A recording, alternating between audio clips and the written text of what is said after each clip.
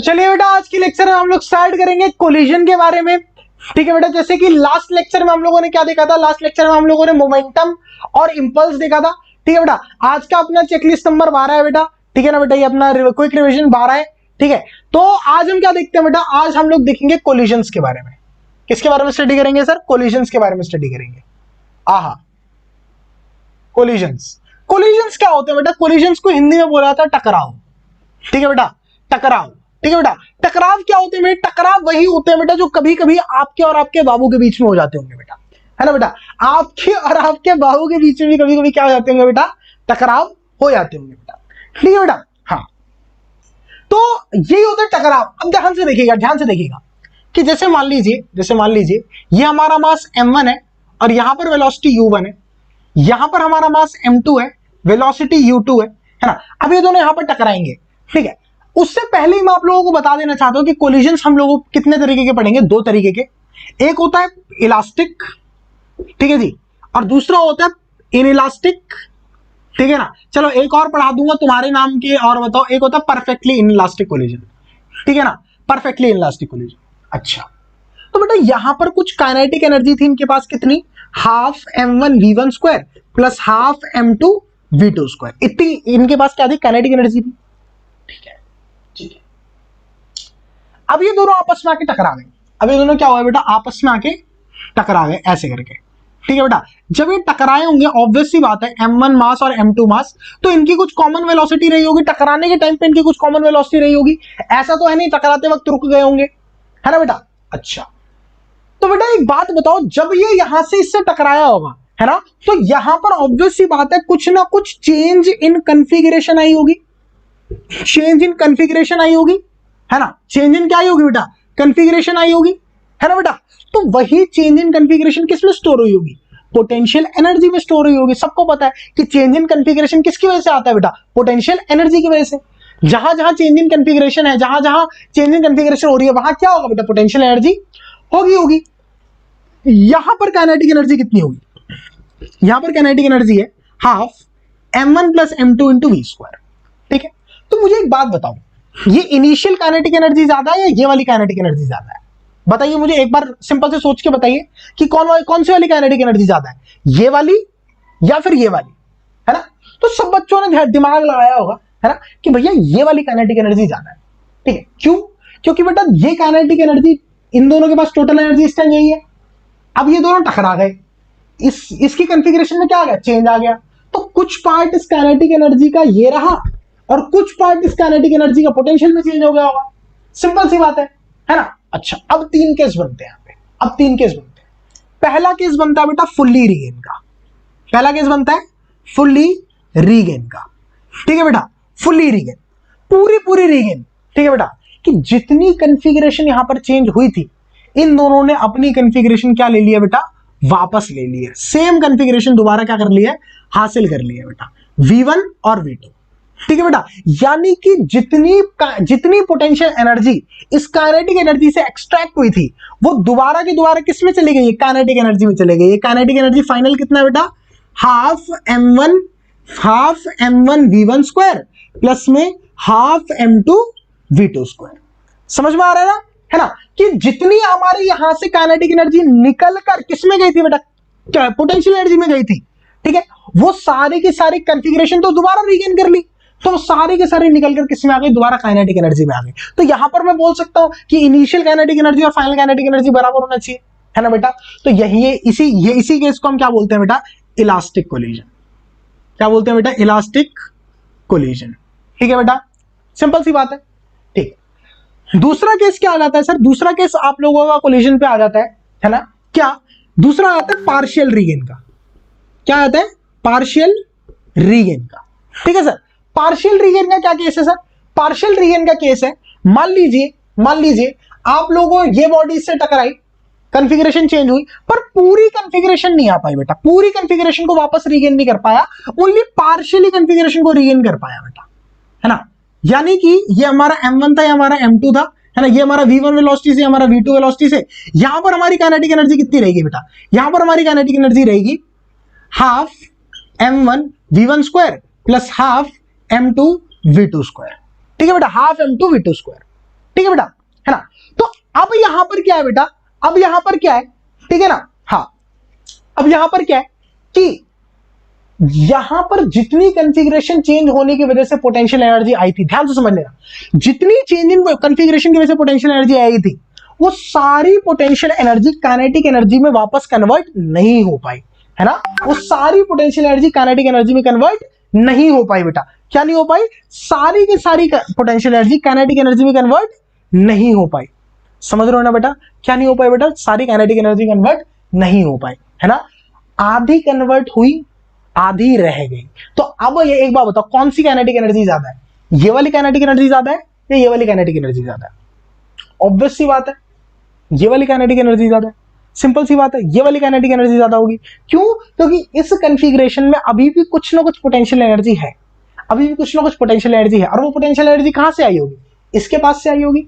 इसीलिए बेटा partial reason के केस को हम बोलते हैं इन इलास्टिक कोलिजन, ठीक है। इन इलास्टिक कोलिजन के केस में बोलते हैं ना kinetic energy is not conserved, there is a loss in kinetic energy. Final kinetic energy कम होती है इनिशियल काइनेटिक एनर्जी से, पता चल गया। वो जो काइनेटिक एनर्जी का लॉस है वो कहां जा रहा है? पोटेंशियल एनर्जी में। कहां जा रहा है? पोटेंशियल एनर्जी में जा रहा है, ठीक है। अच्छा, तीसरा केस किसका होता है बेटा? तीसरा केस होता है नो रीगेन का। नो रीगेन, कि भैया बिल्कुल रीगेन करे ही ना, जैसे यहां पर चिपक गए थे वैसे ही चल जाए, ठीक है बेटा, यानी कि नो रीगेन। इसमें हमारा क्या होगा? ये हमारा m1 मास m2 मास v वेलोसिटी से जा रहा है, तो अब हमारी जो यहां पर काइनेटिक एनर्जी हो जाएगी वो कितनी हो जाएगी? हो जाएगी half m1 plus m2 into में v स्क्वायर, है ना बेटा। तो यहां पर हमारा क्या रहेगा? काइनेटिक एनर्जी का लॉस क्या रहेगा? मैक्सिमम रहेगा। यहां पर हमारा काइनेटिक एनर्जी का लॉस क्या रहेगा बेटा? मैक्सिमम रहेगा, ठीक है बेटा। कोई दिक्कत परेशानी वाली बात नहीं है। और ये जो लॉस इन काइनेटिक एनर्जी कैसे निकाल सकते हो? Loss in kinetic energy, maximum loss in kinetic energy कैसे निकाल सकते हो? ये निकाल सकते हो हाफ m1 m2 अपॉन में m1 प्लस m2, ठीक है बेटा, इनटू में u1 माइनस u2 का होल स्क्वायर, ठीक है बेटा। ये हमारा maximum loss in kinetic energy आ जाएगा सर, ठीक है ना, maximum loss in kinetic energy. कोई दिक्कत परेशानी वाली बात नहीं है, ठीक है सर। ये हमारा maximum loss in kinetic energy होता है, ठीक है जी। तो हमारा ये वाला जो केस है बेटा, ये हमारा क्या होता है? Perfectly in elastic collision. ये परफेक्टली इन इलास्टिक कोलिजन है बेटा, ठीक है। इनिशियल मोमेंटम अगर मैं देखूं तो m1 इंटू u1 प्लस में m2 इंटू u2 है। इंटरमीडिएट का मोमेंटम देखूं तो यहां पर m1 प्लस m2 इंटू में v हो जाएगा। फाइनल मोमेंटम देखूंगा तो क्या आ जाएगा? m1 v1 प्लस में m2 v2। भाई कंजर्वेशन ऑफ मोमेंटम तो ऑब्वियस सी बात है, इसमें इसमें इसमें तीनों में होल्ड करेगा, ठीक है ना, तीनों के लिए होल्ड करेगा, क्योंकि एक्सटर्नल फोर्स थोड़ी आया, कोई भी एक्सटर्नल फोर्स नहीं आया। तो ऑब्वियस सी बात है कि कोई कंजर्वेशन ऑफ मोमेंटम होगा वो तो तीनों के लिए होल्ड करेगा, है ना। टोटल एनर्जी कंजर्व्ड है, बिल्कुल कंजर्व्ड है। काइनेटिक प्लस पोटेंशियल यहां पे, काइनेटिक प्लस पोटेंशियल यहां पे, काइनेटिक प्लस पोटेंशियल इन तीनों में सेम रहेगी। काइनेटिक मतलब टोटल एनर्जी तो वेस्ट हुई ना, काइनेटिक एनर्जी वेस्ट हुई है किसमें? पोटेंशियल में, है ना बेटा। तो टोटल एनर्जी भी कंजर्व रहती है तीनों केसेस में। काइनेटिक एनर्जी, लीनियर मोमेंटम भी कंजर्व रहता है तीनों केसेस में, पर काइनेटिक एनर्जी इनसे कंजर्व रहती है और इन दोनों में कंजर्व नहीं रहती। मैक्सिमम लॉस काइनेटिक एनर्जी का इसमें होता है कितना? इतना। ये वाली बात समझ में आई सब बच्चों को? चलिए बेटा आगे बढ़ते हैं। आगे क्या चीज हम लोगों ने देखी है? आगे हम लोगों को पढ़ना है बेटा दो चीजें, एक common normal and common tangent. क्या है बेटा? Common normal and common tangent, दो चीजें पढ़नी है बेटा, है ना। Common normal, common tangent. तो कॉमन नॉर्मल, कॉमन टेंजेंट क्या है? देखो ध्यान से समझिएगा कि फॉर एग्जांपल कॉमन नॉर्मल को जो हम बोलते हैं कॉमन नॉर्मल को बोला जाता है लाइन ऑफ इंपैक्ट भी बोला जाता है, ठीक है। फॉर एग्जांपल एक बॉडी थी, एक हमारा इससे कोलाइड हो गई, ठीक है बेटा। तो ये जो लाइन ऑफ इंपैक्ट है बेटा, ये जो लाइन ऑफ इंपैक्ट है इसी को हम बोलते हैं कॉमन नॉर्मल, है ना। कॉमन नॉर्मल के अलॉन्ग देखो क्या आ रहा होगा, क्या आया होगा बेटा? जहां दो ऑब्जेक्ट्स ऐसे कोलाइड करेंगे तो एक नॉर्मल रिएक्शन आया होगा बेटा, एक नॉर्मल रिएक्शन दोनों बॉडीज पे लगा होगा NN। जिसने क्या करा होगा बेटा? जिसने इसके मोमेंटम को चेंज कराया होगा, जिसने इसके मोमेंटम को क्या कराया होगा बेटा? चेंज कराया होगा। इस बात को क्या करना बेटा? ध्यान में रखना कि हमारा कॉमन नॉर्मल के अलॉन्ग ही मोमेंटम का चेंज होता है हमेशा। कॉमन नॉर्मल या लाइन ऑफ इंपैक्ट की हमेशा क्या होता है बेटा? चेंज ऑफ मोमेंटम, ठीक है बेटा, चेंज ऑफ मोमेंटम, है ना। और कॉमन टेंजेंट क्या होती है बेटा? ये वाली लाइन। कॉमन टेंजेंट के along no change in momentum, ठीक है। यानी कि initial momentum along common tangent is equal to final momentum along common tangent. Common tangent के अलोंग कोई भी मोमेंटम का चेंज देखने को नहीं मिलेगा, क्योंकि यहां पर कोई फोर्स थोड़ी आया बेटा, है ना। फोर्स तो कॉमन नॉर्मल के अलोंग आया है ना, लाइन ऑफ इंपैक्ट के अलोंग आया। जैसे दो ऑब्जेक्ट्स कोलाइड करे तो लाइन ऑफ इंपैक्ट के अलोंग एक नॉर्मल रिएक्शन लगा दोनों ऑब्जेक्ट्स के बीच, जिन्होंने जिस नॉर्मल रिएक्शन, जो कि नॉर्मल रिएक्शन पहली बात तो इंपल्सिव था, उस इंपल्सिव नॉर्मल रिएक्शन ने क्या कराया है, चेंज इन मोमेंटम कराया है। तो जितना भी चेंज इन मोमेंटम रिफ्लेक्ट होगा बेटा, वो सिर्फ और सिर्फ कॉमन नॉर्मल और लाइन ऑफ इंपैक्ट के अलोंग होगा। कॉमन टेंजेंट के अलोंग कोई भी चेंज इन मोमेंटम नहीं होगा। ठीक है सर। अच्छा, एक हमारा चीज आती है ई, इसको हम बोलते हैं कोफिशिएंट ऑफ रेस्टिट्यूशन। ठीक है बेटा, ये हमारे को बताता है कि कोलिजन इलास्टिक है, इनइलास्टिक है, या फिर परफेक्टली इलास्टिक है, परफेक्टली इलास्टिक, ये सब बताता है। तो इसका फॉर्मूले दो तीन होते हैं। एक होता है इंपल्स ऑफ रिफॉर्मेशन अपॉन में इंपल्स ऑफ डिफॉर्मेशन। ठीक है बेटा, इंपल्स ऑफ डिफॉर्मेशन और impulse of reformation upon impulse of deformation. यानी कि ध्यान से देखो, ये हमारा m1 मास का ऑब्जेक्ट है, v1 से चल रहा, u1 से चल रहा था, m2 मास का ऑब्जेक्ट है, u2 से चल रहा था, दोनों कोलाइड कर गए। ठीक है, इसके बाद m1 वाले मास का ऑब्जेक्ट कितने चलने लग गया, v1 से चलने लग गया, m2 वाले मास का ऑब्जेक्ट v2 से चलने लग गया। यही हमारा कोलिजन है, सिंपल बेसिक सा। ठीक है, तो रिफॉर्मेशन का केस कौन सा है, यहां से यहां पर। ठीक है बेटा, यहां से यहां पर, ये रिफॉर्मेशन का केस है। क्योंकि रिफॉर्मेशन का मतलब क्या होता है, जब बॉडी की कॉन्फ़िगरेशन में चेंज आ गया है, तो अब उस कॉन्फ़िगरेशन चेंज को रिवर्स करना, दोबारा से ओरिजिनल कॉन्फ़िगरेशन पे लेके आना, इज नोन एज रिफॉर्मेशन। तो इंपल्स ऑफ रिफॉर्मेशन क्या होता है बेटा, इंपल्स ऑफ रिफॉर्मेशन कब होगा, यहां से यहां की केस में। किसी भी एक ऑब्जेक्ट का, किसी भी एक इंपल्स क्या होता है, चेंज इन मोमेंटम। किसी भी एक ऑब्जेक्ट का चेंज इन मोमेंटम देख लेना, वो इंपल्स ऑफ रिफॉर्मेशन हो जाएगा। चाहे तुम m1 वाले का देख लो, चाहे तुम m2 वाले का देख लो, कोई दिक्कत परेशानी नहीं होगी। ठीक है। अच्छा, इंपल्स ऑफ डिफॉर्मेशन कौन सा केस होता है, ये वाला केस होता है इंपल्स ऑफ डिफॉर्मेशन। यहां पर ऑब्जेक्ट सही सलामत था, यहां पर डिफॉर्म हो गया, डिफॉर्मेशन का केस है। किसी भी एक ऑब्जेक्ट का देख लेना इंपल्स, ठीक है, final momentum minus initial momentum किसी भी एक ऑब्जेक्ट का कर देना, पूरा मत कर देना टोटल, क्योंकि टोटल मोमेंटम तो तीनों के बराबर ही है, तो माइनस करोगे तो जीरो ही आएगा। किसी एक का करना, ठीक है ना, एक मास का, चाहे m1 का कर लो, चाहे m2 का कर लो। तो impulse of reformation upon impulse of deformation.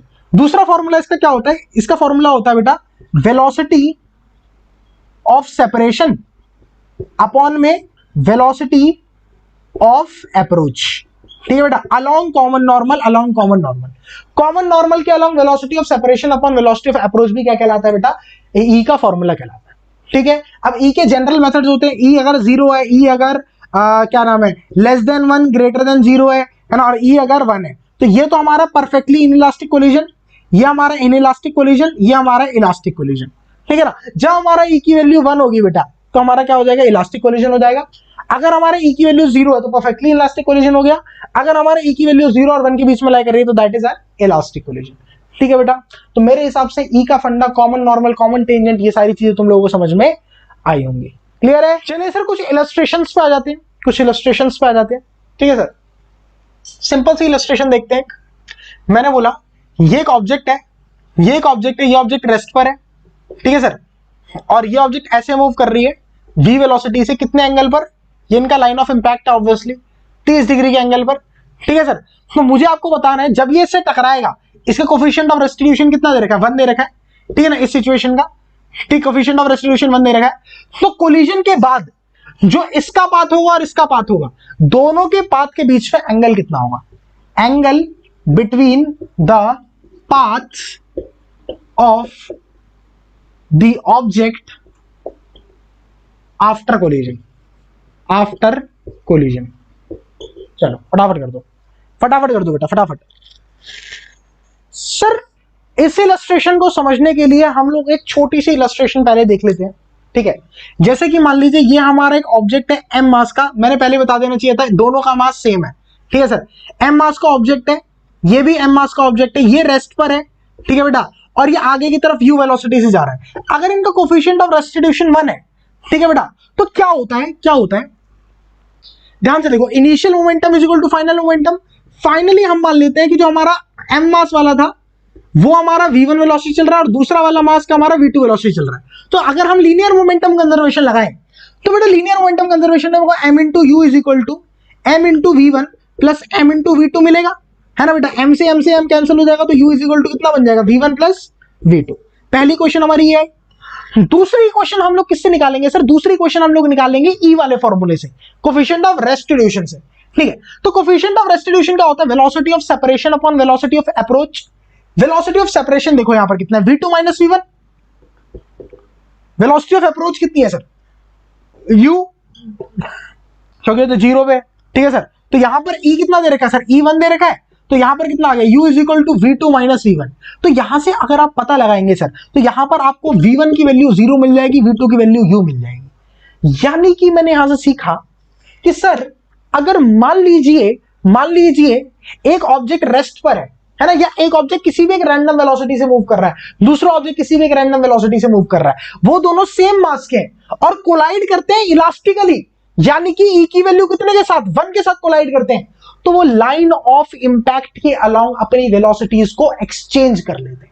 क्या कर लेते हैं, लाइन ऑफ इंपैक्ट के अलोंग अपनी वेलोसिटीज को क्या कर लेते हैं, एक्सचेंज कर लेते हैं। यानी कि जो वेलोसिटी इसकी है वो इसके पास चली जाएगी, जो वेलोसिटी इसकी है वो इसके पास आ जाएगी। जैसे ये रेस्ट पे था तो अब ये वाला रेस्ट पे आ गया पहला वाला, और इसकी वेलोसिटी u थी तो अब कोलिजन के बाद इसकी वेलोसिटी कितनी हो गई, u हो गई, जैसे कि आप देख सकते हैं। लेकिन ये सारा गेम सिर्फ और सिर्फ लाइन ऑफ इंपैक्ट के अलोंग होता है, यानी कि कॉमन नॉर्मल के अलोंग होता है, क्योंकि कॉमन टेंजेंट के अलोंग कोई भी चेंज इन मोमेंटम हम क्रिएट नहीं कर सकते, ठीक है सर। तो अब हम ये वाला क्वेश्चन देख सकते हैं, इनका लाइन ऑफ इंपैक्ट ये मान लिया हम लोगों ने, ठीक है सर। तो ये हमारी जो वेलोसिटी बन गई v cos 30, है ना बेटा, और ये वाली जो वेलोसिटी बन गई v sin 30, ये हमारा इनिशियली रेस्ट में है, E1 दे रखा है, यानी कि कोलिजन के बाद का समय कैसा रहेगा, इसके पास सिर्फ और सिर्फ v sin 30 रह जाएगी, क्योंकि ये वाली वेलोसिटी तो इसे दे नहीं सकता।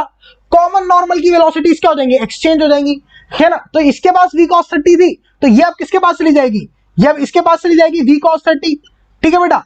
और इसके ये रेस्ट में था तो ये वाली वेलोसिटी इसके पास आ जाएगी, यानी कि 0। तो भाई एक बात बताओ ना, ये इसके परपेंडिकुलर कंपोनेंट थे, तो ये इस तरफ जाएगा, ये इस तरफ जाएगा, यानी कि एंगल कितना बना दोनों के मोशन के बीच में, 90 डिग्री। बात खत्म हो गई बेटा, ठीक है बेटा। कितना बना, 90 डिग्री, है ना। एकदम इजीली हमने इस क्वेश्चन को सॉल्व कर लिया। जो हमने पीछे इलस्ट्रेशन देखा कि सर कॉमन नॉर्मल के अलाउंग वेलोसिटीज का एक्सचेंज हो जाता है अगर मासेस सेम हो और कोलिजन इलास्टिक हो, ठीक है सर। तो यहां पर मासेस सेम है तो कॉमन नॉर्मल के अलोंग वेलोसिटी इसका एक्सचेंज हो जाएगा, इसकी v cos 30 इसके पास चली गई, इसकी 0 वेलोसिटी इसके पास आ गई, तो यानी कि इसके पास सिर्फ और सिर्फ इस डायरेक्शन में वेलोसिटी रह गई, इसके पास सिर्फ और सिर्फ इस डायरेक्शन में वेलोसिटी रह गई। तो दोनों के बीच में आपस में एंगल कितना बेटा, 90 डिग्री का। कोई दिक्कत परेशानी वाली बात नहीं है, एकदम बढ़िया क्वेश्चन था, आराम से ये वाली बात हमें समझ में आ सकती है। चलिए सर, एक दूसरा जनरल हमारा काफी इंपॉर्टेंट, मतलब कि एक हमारा वो भी है, क्या बोलते तुम्हारा रिवीजन टिप भी है ना। और रिवीजन टिप में भी ये लिखोगे और एक क्वेश्चन भी है, ठीक है सर, कि अगर मान लीजिए एक ऑब्जेक्ट को, एक m मास के ऑब्जेक्ट को मैंने h हाइट से ड्रॉप किया, क्या किया, ड्रॉप किया, है ना, और जमीन पे से ड्रॉप किया गया, यहां पर कोफिशिएंट ऑफ रेस्टिट्यूशन इसका कितना है, e, ठीक है। तो भैया height regained by first collision कितनी होगी, height regained by first collision बता दीजिए बेटा, फटाफट सारे बच्चे बता देंगे। Height regained by first collision, चलिए सर इस क्वेश्चन को सॉल्व किया जाए, ठीक है। वैसे तो आप जनरली अगर फॉर्मूला लगाना चाहें तो हाइट आफ्टर nth कोलिजन का फॉर्मूला होता है e की पावर 2n into में कैपिटल H, है ना। तो फर्स्ट कोलिजन के बाद तो e स्क्वायर h आ जाएगा, सेकंड के बाद e की पावर 4h आ जाएगा, थर्ड कोलिजन के बाद जो हाइट रीच होगी उसमें e की पावर 3h आ जाएगा। लेकिन इस क्वेश्चन को थोड़ा सॉल्व करके देखते हैं कि किस प्रकार से आंसर हमारे को मिलेगा, ठीक है सर। मैंने क्या कहा कि ये जब यहां से यहां पर गिरेगा तो ऑब्वियस सी बात है इसकी जो वेलोसिटी होगी गिरने की, ठीक है बेटा, उसको u ले लेते हैं, वो होगी √2 into g into h। ये मैंने आपको लोगों को काइनेमेटिक्स में डायरेक्ट फॉर्मूले भी बताए थे, ठीक है, कि अगर ड्रॉप की हाइट 0 हो, एक्सेलरेशन g हो, तो आप डायरेक्टली फॉर्मूला लगा सकते हैं √2gh, ठीक है सर।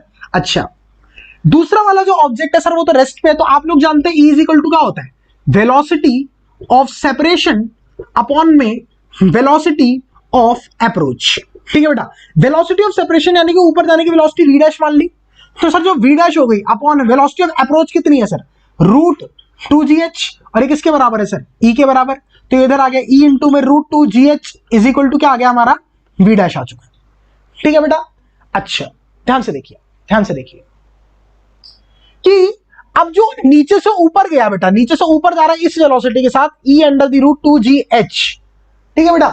तो ऊपर फाइनली पॉइंट पे जाके वेलोसिटी जीरो हो जाएगी, h मान लेते हैं जो h1 फर्स्ट कोलिजन के बाद हाइट आई है ना। तो जब मैंने बोलता फाइनल वेलोसिटी जीरो है ना, और आपको किसको डील करना हो, डिस्टेंस को डील करना हो, ठीक है बेटा, तो आप लोग क्या फॉर्मूला लगाते हैं बेटा, आप लोगों को बताया भी था मैंने, आप लोगों को फॉर्मूला बताया था सर u स्क्वायर अपॉन में 2g, ये आप डील करते हैं हाइट के लिए, ठीक है बेटा। ये फॉर्मूला डायरेक्ट बता रखे हैं आप लोगों को चेकलिस्ट में, क्विक रिवीजन में, ठीक है सर। तो u स्क्वायर कितना है सर, इसका स्क्वायर कर दीजिए e की पावर 2 इंटू जी इंटू एच हो जाएगा अपॉन में 2g is equal to h1, 2g से 2g कैंसिल हो गया, e स्क्वायर h आपका आंसर आ गया h1। कितनी आसानी से हमने आंसर निकाल लिया बेटा, मुश्किल से 2 या 3 स्टेप्स भी नहीं लगे, ठीक है ना।